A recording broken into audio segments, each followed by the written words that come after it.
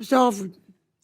Thank you, Mr. Chair and Ranking Member Wasserman Schultz, and congratulations to Mr. Secretary. Thank you for being here today. The Department of Veterans Affairs has profound responsibility to those who have served our great nation.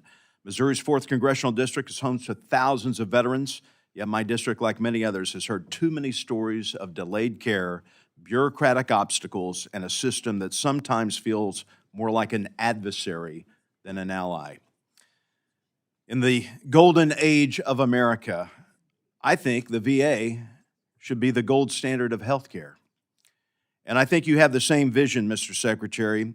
In our district, we pride ourselves on our constituent services, have a great team there. We try to provide concierge service. We look at people as clients, not just constituents.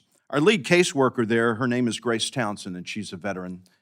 And I have some questions that our staff wrote up here, but I came up here to be a voice for my people, and I want to be a voice today for our chief caseworker, Grace Townsend. She texted me a couple of questions to ask you, because she deals with this. She deals with this on the front line every day, sir. I would love to know when he expects the backlog of disability claims to be worked up and caught up. Well, Grace, and I'll speak to you and Congressman as well, thank you. One of the things is most on this know, 60% of your calls to your offices are constituent for cause of the VA. Yep. And I'm telling you up front, that's a failure on our part. I don't make any excuse for that. They should not have to call you to get the benefits they've earned. So to speak to Grace's, we've dropped that almost 21% from 260,000 to right at 200,000 in the last few months, and we're going to continue to see that go back down as we put resources and time to where it needs to go, and we're going to see that go. But also, one of the things that Grace would probably also ask about is we do the wrong metrics sometimes, and that's to the end of completion. When do we actually finish it? And right now, we're way over the target of where we need to be. We're at about 135 days. So as we get the backlog down, that frees up more time to then get on to the other claims as we go. Very good. VA prescriptions are mailed to veterans with the U.S. Postal Service delays. Is there a better way for veterans to get their medication? There may be, and I think that's one of the things we're looking at in our overall projection of care and how we do that. I think this is something that the Congress has also looked at concerning basically how we deal with our generation of prescription, how we actually cut our costs. There's been some concern about the pharmacy benefit manager system. There's also been some concerns about how we go about that. It is something that's currently being looked at in our overall look at VHA. Next question from Grace Townsend. There's been a decline in receiving responses to congressional inquiries in a timely manner. This kind of ties into the first question. Liaisons are not returning responses in reasonable timeframes. What used to be a 30-day turnaround time is now between 3 and 5 months. What do we do about it? Well, I appreciate her bringing to that attention. Our staff is gonna get with you afterwards, and I wanna know what's happening. I wanna know where she's sending the letters, and we're gonna fix that. And that applies to anybody on this dais. If you're not getting timely response, I'm trying to right now rework our legislative affairs group that is up here on the Hill. It's something I promised in my confirmation here, and we're gonna do that. So we'll be happy to work with it and see what the problem is, and we'll make changes where necessary. With any potential cuts to employees, how many behavioral health providers could be cut? None. I want more as I can get.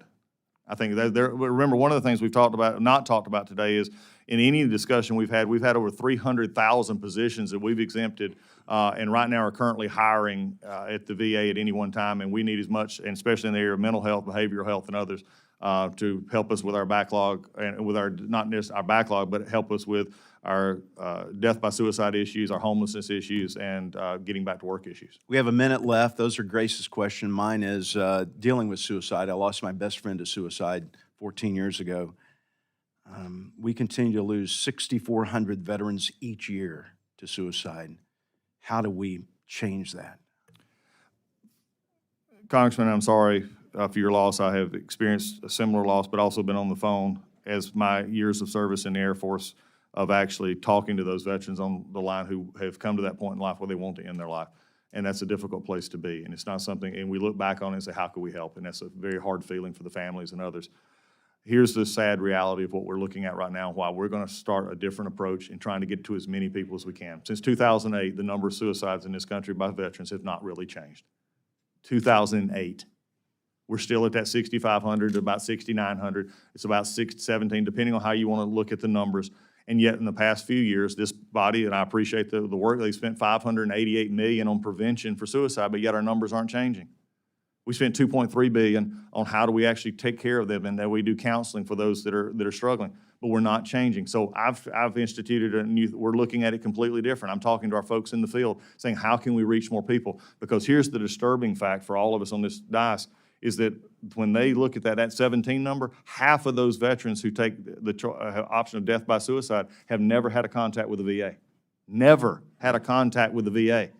So that's why I'm going on podcasts. That's why we're going to any place we can. I'm going to interviews. I'm going everywhere I can to encourage our veterans, please, please, please reach out. And if that's with VA, great. But I'm also encouraging all of our veterans to have the resources to take care of their airmen, take care of their battle buddies, take care of their wingmen, because we can't afford to lose one. We're over time, Mr. Secretary. You have a big job ahead of you, but you're going to do great. We're here for you. Thank you, sir. I yield back.